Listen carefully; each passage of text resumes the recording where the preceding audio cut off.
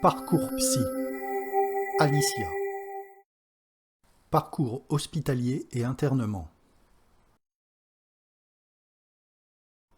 Hôpital psychiatrique. Choix ou contrainte? Alors, c'était une démarche volontaire, mais ça a été un peu provoqué, on va dire, parce que donc je voyais ma psy en tant que mineure, donc il y a des choses à partir, enfin comment dire ça, il y a des choses qu'elle peut pas cacher aux parents, et donc je lui ai fait part de mes envies suicidaires, et donc elle a appelé ma mère. Donc à partir de là, il y a eu un truc. Enfin, du coup, ma mère et mes sœurs ont été mises au courant, et je me suis bien rendu compte qu'il fallait enfin, faire quelque chose, quoi. Qu'on pouvait pas juste continuer comme ça après ça. Et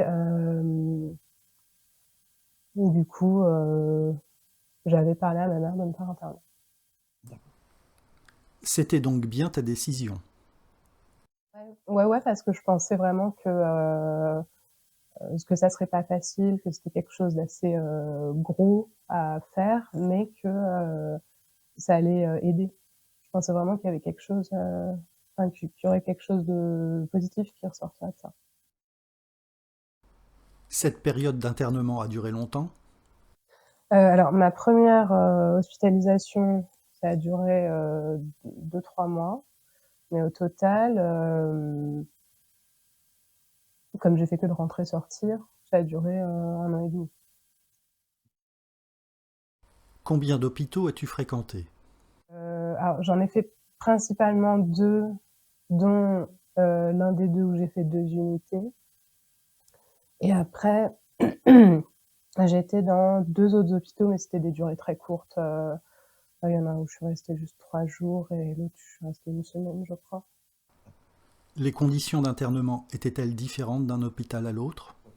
Ouais, bah le premier où j'ai été internée, euh, c'était spécialisé en fait. On m'avait envoyé dans une unité spécialisée pour les adolescents qui avaient des problèmes similaires aux miens. Il n'y avait pas de pathologie vraiment lourde, on va dire. Et c'était organisé. Enfin, il y avait vraiment, il y avait vraiment un programme, il y avait des rendez-vous avec des spécialistes divers, puis il y avait des activités, des choses comme ça. C'était vraiment plus ce qu'on s'attend à avoir, on va dire. D'accord. Et tu avais l'impression d'être bien encadré à ce moment-là, d'être bien soutenu? Euh, ouais, plutôt. Après, je pense que c'était beaucoup parce que c'était ma première hospitalisation, et que ça m'avait fait beaucoup de bien en fait, de me retrouver sortie du cadre du quotidien, d'être vraiment dans un endroit. Protégé, tu te Ouais, sentais? c'est ça, d'être vraiment, enfin, que tout le monde sache qu'on est indisponible, quoi. D'être juste là-bas pour toi et faire les choses que t'as à faire. Tu prenais toujours des médicaments? Alors le traitement a été changé et beaucoup augmenté.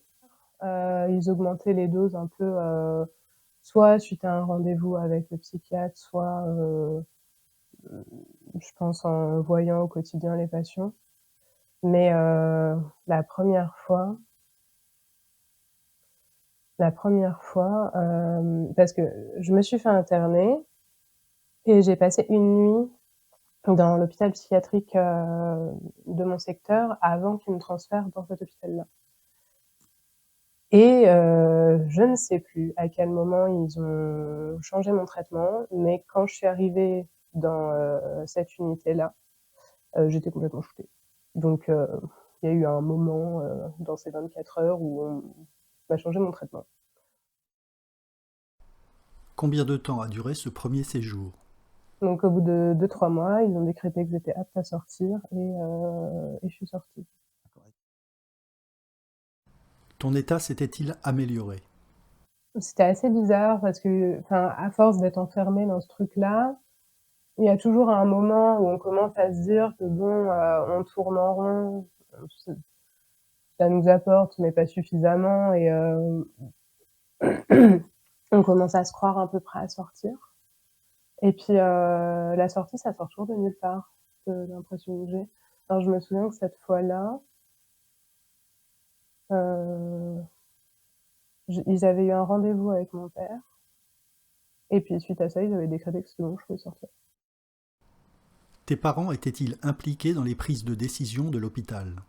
Il me semble qu'ils faisaient des rendez-vous avec mes parents, mais pas, c'était pas toutes les semaines. Et cet hôpital-là, ils avaient un truc où ils proposaient des réunions avec les parents. Mais c'était pas organisé par mon unité, c'était un truc général de l'hôpital qui proposait pour les proches d'expliquer un peu ce qui se passe, quoi, mais en règle générale, quoi, pas du cas par cas.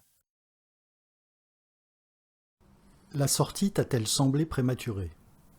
Il me semble que j'avais été un peu surprise de sortir à ce moment-là, mais en même temps, pas non plus tant que ça, parce que souvent les gens ils restaient à peu près cette durée-là. Et enfin pour ceux qui avaient des problèmes similaires aux miens en tout cas. Et non, bah j'étais ressortie et je m'étais dit que bah j'allais retourner en cours, enfin reprendre ma vie là où elle s'était arrêtée, quoi. D'accord. Et c'est ce que tu as fait? Pendant quelques semaines, je pense. Enfin, je me souviens plus exactement, mais ça a été très court. Après, j'ai refait une tentative de suite, je suis retournée à l'hôpital.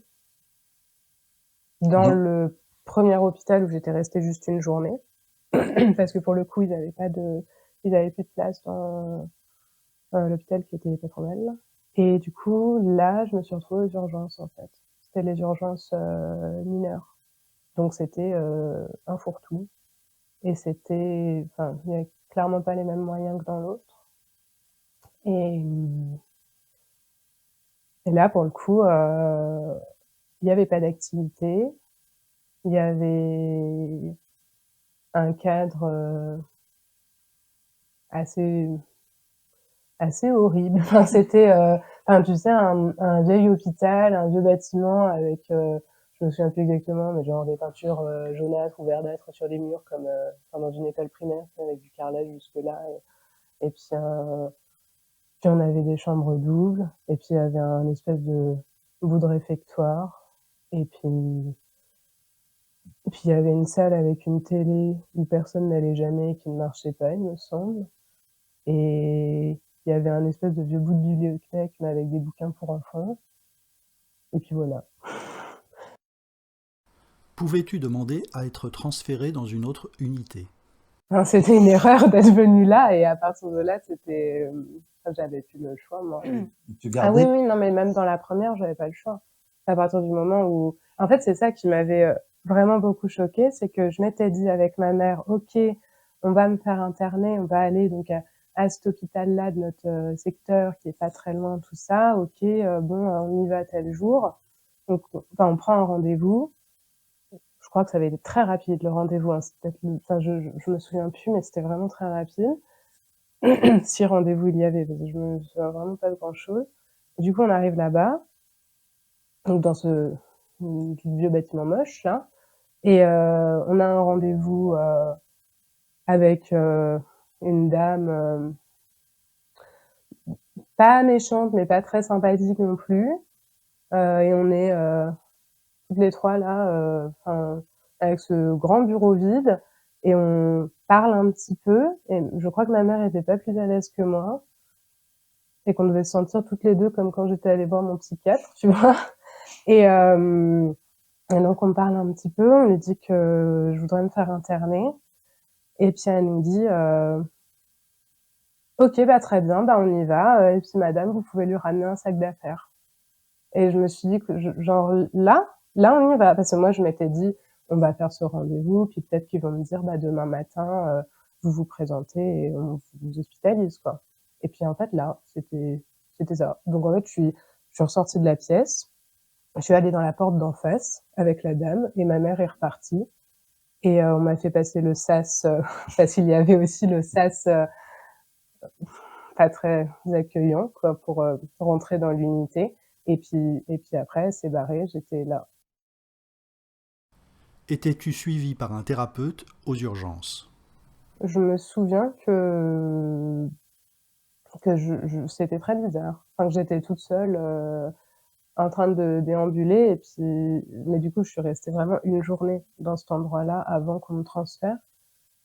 Et puis, bah, tu sais, enfin, c'est un endroit où il y avait des gens qui étaient là depuis des années, pour de vrai. Autant l'autre unité, c'était un truc pour des traitements assez encadrés. Donc, je pense que les personnes qui restaient le plus longtemps, c'était il y avait des filles anorexiques, enfin, graves, quoi, qui étaient là pour un programme de réapprendre à s'alimenter, on va dire. Et elles, je pense qu'elles étaient là depuis plus longtemps. Mais dans les urgences, il y avait des gens qui étaient là depuis des années, vraiment des années, et qui attendaient. Enfin, je sais qu'il y en a qui ont eu 18 ans, qui sont sortis. Je n'ai aucune idée d'où ils sont allés. Mais c'était vraiment. Enfin, c'était. Il y avait un côté un peu de garde de ces adolescents-là, quoi. Enfin, c'était très bizarre. Et du coup, moi, j'arrive et je suis là, bah, enfin, on me voit, quoi. On se dit, ah, tiens, qui est cette personne? Donc, en fait, il y a tout le monde qui vient de parler. Et c'est très, enfin, c'est assez étrange. Ton transfert vers l'hôpital s'est-il décidé rapidement? On me l'avait dit plus tard, genre dans la fin de l'après-midi, on m'avait dit que je passerais juste une nuit là et qu'il y avait une place enfin, dans cet hôpital, enfin, dans cette unité pour adolescents qui était mieux, qui était libérée, et du coup, que j'irais le lendemain matin. Combien de temps es-tu resté dans ce second hôpital? Je crois que je suis restée aussi à peu près 3 mois, et qu'après ils m'ont transférée dans une autre unité, qui était une unité, enfin ils appelaient ça un soins-études, et c'était un truc où tu vis à l'hôpital comme si tu étais chez toi. Enfin, tu viens là pour dormir, pour manger, et la journée tu vas en cours. Ah d'accord, OK. Et le week-end tu rentres chez toi. Je pense que ça avait plus l'air d'un foyer que les urgences où c'était vraiment enfin, il y avait tout le temps des gens qui hurlaient, on pouvait pas sortir dehors, il y avait la sécu qui se ramenait toutes les 30 secondes, enfin, c'était un gros bordel. Alors qu'en soins-études, c'était beaucoup plus, bah, ça se voyait que c'était fait pour des gens qui étaient censés être autonomes dans leurs soucis. Étais-tu en contact avec les autres patients? Oui, parce qu'avec eux, du coup, bah, on mangeait toujours ensemble. Le matin, on se croisait, et puis le soir, déjà, on avait le droit de sortir dans le jardin. Donc on allait régulièrement tous dehors, et puis on avait le droit, pas tout le temps, mais des fois on avait le droit de regarder un film ou des choses comme ça, donc on se retrouvait ensemble. D'accord. C'était mieux. Enfin, j'ai pu retourner en cours, par exemple. Parfois, si je faisais une demande qui était acceptée, je pouvais le mercredi après-midi aller voir une copine. Enfin, il y avait quand même beaucoup plus de liberté. Donc il y avait un côté où, enfin oui, c'était beaucoup mieux dans ce sens-là. Après, euh, c'était très difficile de voir le psychiatre de l'unité. J'avais demandé plusieurs fois à le voir et ça avait été extrêmement compliqué d'avoir un rendez-vous avec lui. D'ailleurs, qui ne nous connaissait pas du coup. Enfin, j'ai vraiment le souvenir de l'avoir vu 2 fois. Donc voilà. Et puis, et après, les soignants, bah, il y en avait avec lesquels j'avais plus d'affinité que d'autres, mais enfin, je me souviens quand même en règle générale que les moments où j'étais un peu en crise, on va dire, j'ai pas eu l'impression d'avoir le soutien que j'aurais voulu avoir, mais je pense que c'était des soignants, c'était pas, enfin ils étaient, j'imagine, formés un peu en psychologie, mais encore je suis pas sûre, mais enfin c'était pas des psychologues, quoi, c'était des soignants, donc enfin ils savaient pas, je suppose qu'ils savaient pas forcément comment bien réagir, et qu'il y avait des fois où j'avais l'impression qu'ils avaient une idée en tête de me parler d'un de mes grands problèmes et qu'ils n'allaient pas vouloir comprendre que moi, c'était pas du tout le moment pour moi ou que j'avais pas envie d'en parler ou de choses comme ça. Le traitement te semblait-il efficace? Non, c'était pareil, j'avais pas l'impression que c'était efficace. Enfin, vraiment, du début à la fin, j'ai pas eu l'impression que c'était efficace, hein. J'ai eu l'impression qu'il y a rien qui fonctionnait vraiment pour moi. J'en ai changé beaucoup de fois. En fait, j'étais encore dans une idée que les médicaments, ça peut marcher. Donc, j'allais pas dire non, ça va pas, enfin, ça me convient pas tout ça, mais j'allais plutôt avoir un rendez-vous avec un psychiatre et lui dire ça ne fonctionne pas, il faut me changer de traitement. J'avais pas encore cette idée que, à un moment, tu as essayé tous les trucs de la terre et ça ne marche pas, il faut faire autre chose que les médicaments. Mais j'avais cette idée que juste un changement de traitement, ça pouvait aller. 3 mois aux urgences, 6 mois en soins-études, y a-t-il eu une évolution? Non, ça stagnait. Ça stagnait. En fait, cet endroit n'était pas du tout fait pour moi, mais j'avais tellement envie de m'enfuir des urgences que je m'étais fait passer pour ce que je n'étais pas, donc quelqu'un de stable qui sait gérer ses problèmes. Et je m'étais incrustée dans cette unité-là et je pense qu'ils l'ont vu assez rapidement que je n'étais pas leur type idéal, mais je pense qu'ils pensaient pas non plus que c'était aussi catastrophique ou qu'ils pouvaient gérer ou que c'était pas grave, je sais pas. Et en fait non. Du coup à la fin, enfin avant de partir de là, j'ai refait une tentative de suicide, donc ils ont décidé ça ne va pas, vous ne correspondez pas, on vous jarte. Et voilà ce qui s'est passé. En Ah fait. oui, d'accord. C'est-à-dire que tu fais une tentative de suicide et la réponse c'est au revoir. Je sais plus exactement comment ça s'est passé parce que c'était encore un truc foireux, donc je me suis retrouvée à hôpital. Je crois que de là, ils m'ont transférée dans le truc où je suis restée 3 jours, à l'unité de 72 heures de Poissy, où je suis restée 3 jours parce que c'était le week-end et l'unité de soins-études est fermée le week-end et on ne savait pas quoi faire de moi. Donc, on m'a transférée là-bas. Une fois les 72 heures passées, je suis retournée aux soins-études, sauf que du coup, j'allais pas en cours la journée et la nuit, ils m'ont envoyée aux urgences, donc le truc où j'étais avant, pour me mettre dans en isolation, là, dans un truc capitonné, fermé et tout, pour être sûre que j'allais pas faire de conneries pendant la nuit. Et après, je crois, mais peut-être que je suis restée plus longtemps aux soins-études sans rien faire, mais je crois que c'était à peu près le lendemain, ils ont convoqué mes parents, j'ai revu le psychiatre, ils m'ont dit oui, ça ne va pas, nous, on gère pas ce genre de personnes, bah vous sortez. Et je me souviens très bien que je me suis sentie vraiment liquéfiée sur ma chaise en me disant quoi, enfin comme ça, là, genre là je sors. Et voilà, je suis sortie. Et voilà, ils te font sortir comme ça sans te donner une alternative. C'est-à-dire qu'à aucun moment ils expliquent à toi ou à tes parents, mais vous pouvez aller à cet endroit. Non, non, et c'est marrant parce que, enfin, tu vois, toutes les alternatives qu'il y a, genre des espèces d'appartements autonomes pour les jeunes avec une espèce d'insertion dans la société tout en ayant un suivi psychiatrique et psychologique, c'est des choses que j'ai découvert grâce à Internet beaucoup plus tard, quoi. C'est pas des choses dont on n'a jamais parlé, c'est pas des choses, enfin, qui pouvaient être mises en place pour moi à ce moment-là. D'accord. Donc tu es en train de dire que l'information ne passe pas du tout en fait parmi ces Non, enfin eux ils m'ont jarté, je sais pas ce qu'ils pensaient que j'allais faire. Puis bah voilà, mes parents je pense qu'ils étaient sans doute en train de courir partout en se demandant ce qu'ils allaient faire de moi et puis voilà, enfin Entre-temps, avais-tu reçu un nouveau diagnostic?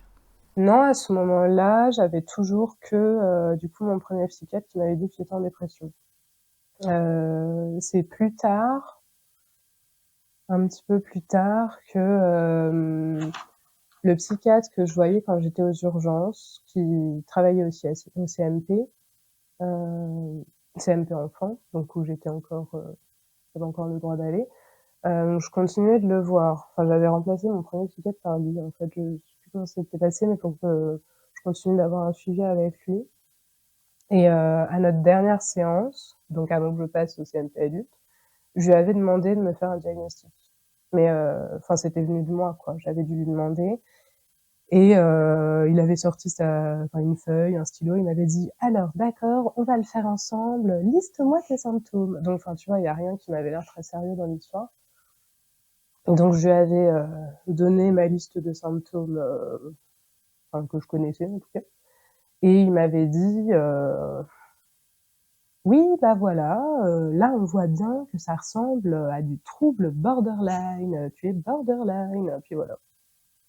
Et c'est tout. Donc pendant très longtemps, ce diagnostic, je pense à la seconde où je suis sortie de son cabinet, j'ai mis ce truc aux oubliettes en me disant c'est absolument pas sérieux. Et il m'a fallu une dizaine d'années avant de me rappeler de cette histoire. Mais j'y ai repensé aussi parce que j'ai lu des trucs sur les troubles borderline, enfin les troubles d'état limite en français, qui sont maintenant connus différemment. Qu'est-ce que tu as fait une fois dehors? Je crois que j'ai erré pendant quelques semaines ou quelques mois avec mes parents qui faisaient des pieds et des mains pour faire en sorte que je sois jamais toute seule à la maison. Après, j'ai refait une tentative de suicide. Je suis donc repartie à l'hôpital. Et pour le coup, je suis repartie dans le premier hôpital,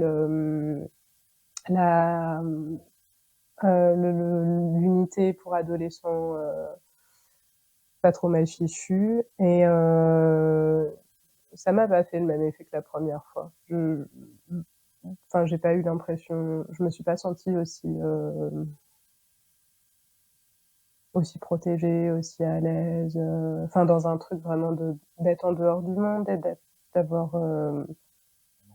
je suis pas sûre qu'il y avait tant de différences que ça. Il y avait pas les mêmes gens, bien entendu, parce que la première fois, les gens qui étaient internés là, quand même, je pense qu'on était une bonne. On s'entendait tous très bien. Et on parlait beaucoup et on avait un truc, beaucoup de soutien entre nous et très proche. C'était pas exactement la même chose la deuxième fois. On s'entendait bien, mais je pense que ça m'a pas apporté les mêmes choses. Et puis j'ai pas eu ce ressenti d'avoir l'impression de pouvoir m'occuper de moi et de pas m'occuper du reste. Ressentais-tu du découragement? Oui, je pense. euh, ouais, non, parce que je dis que j'avais beaucoup d'espoir, tout ça, machin, mais en vrai, c'est un espoir d'un côté. La première fois, quand j'ai décidé de me faire interner, je me suis dit ça peut marcher, mais je me souviens qu'il y avait un truc très j'ai pas envie, j'ai pas, je suis fatiguée, j'ai pas envie, on lâche un peu l'affaire, mais maintenant que tout le monde est au courant, bah faut le faire, faut faire quelque chose, faut faire un effort, faut essayer tout.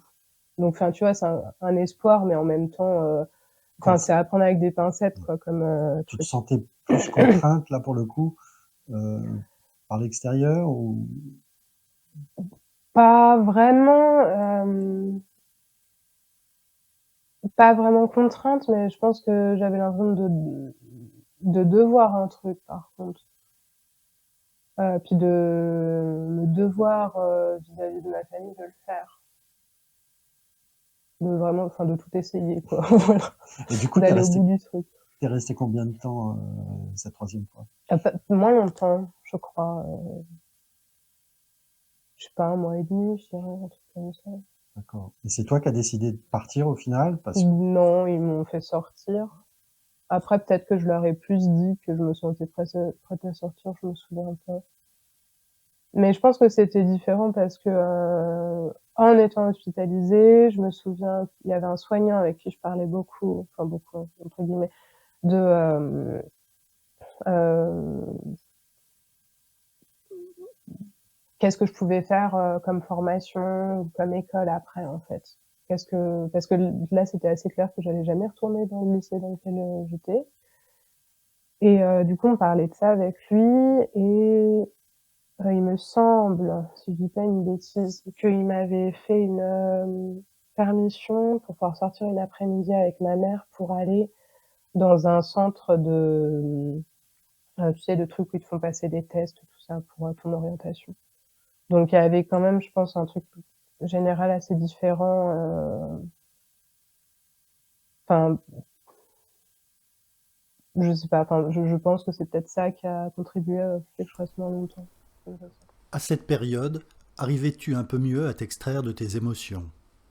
Je pense que j'étais toujours très centrée sur moi, mais qu'il y avait un truc où je comprenais que fallait, enfin, que ça pouvait pas continuer dans un cercle de je sors, je rentre, je sors, je rentre, et qu'il fallait passer à autre chose à un moment. D'accord.